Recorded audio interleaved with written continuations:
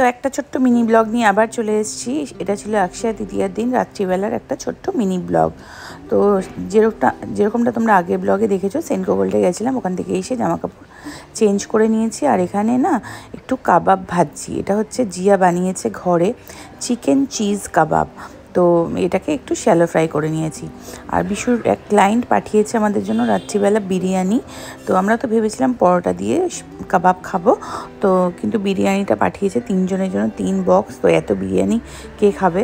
তো যাই হোক পাঠিয়েছে, তো সেটাই আজকে আমাদের ডিনার হয়ে যাবে। আর পরোটা আর ভাজবো না। আর চলো দেখাই সেনকো গোল্ড থেকে কি কি দিয়েছে। তো প্রথমেই একটা দিয়েছে সেনকো গোল্ডের থেকে বলরাম মল্লিকের মিষ্টির প্যাকেট। আর এখানে বিশুর এক ক্লায়েন্ট পাঠিয়েছে মিষ্টির প্যাকেট। এখানে আরেকজন দিয়েছে মিষ্টির প্যাকেট। তো যেরকম হয় আর কি, অক্ষয় তৃতীয়ার দিন পুজো করে বিশুর বন্ধুরা, তো মানে অনেকেই আছে পুজো করে, তো তারাই পাঠিয়েছে। আর এই কালীগুদাম থেকে মিষ্টিটা আমি নিয়ে এসেছি লেক মার্কেটের ওখানে একটা কালীগুদাম আছে, মিষ্টি দোকান আছে, ওখান থেকে। আর এই লাঞ্চ বক্সের সেটটা প্লাস একটা ওয়াটার বটল, এটা হচ্ছে সেনকো গোল্ড থেকে গিফট করেছে এবার আমাদের। মানে খুব সুন্দর জিনিসটা, আমি আর খুলছি না, এই বাইরে থেকে দেখিয়ে দিলাম। 3টে বক্সের লাঞ্চ বক্স আছে আর একটা ওয়াটার বটল। তো এখন হচ্ছে কি বলছিলাম আমি তো ভুলেও গেছি। তো যাই হোক, তো এখন হচ্ছে আমরা ডিনার করব। আর এই যে কাবাবগুলো দেখো ভাজা হয়ে গেছে, এই যে তুলে নিলাম। আর এটার ভেতরে কিন্তু চিজের স্টাফিং দেওয়া আছে। এই দেখো চিজটা বাইরে থেকে বেরিয়ে এসছে একটু ভাজার ফলে।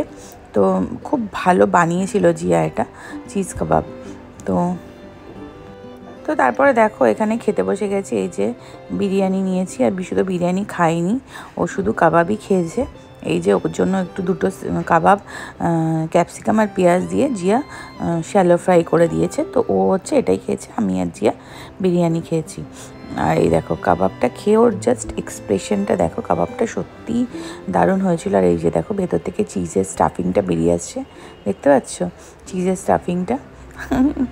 তো বললো আমাকে একটু দেখাও। তো এই যে এক্সপ্রেশনটা দেখো জাস্ট ওর, সত্যিই দারুণ হয়েছিল। তো অক্ষয় তৃতীয়ার দিন মিনি ব্লগটা কেমন লাগলো অবশ্যই কমেন্ট করে জানাও।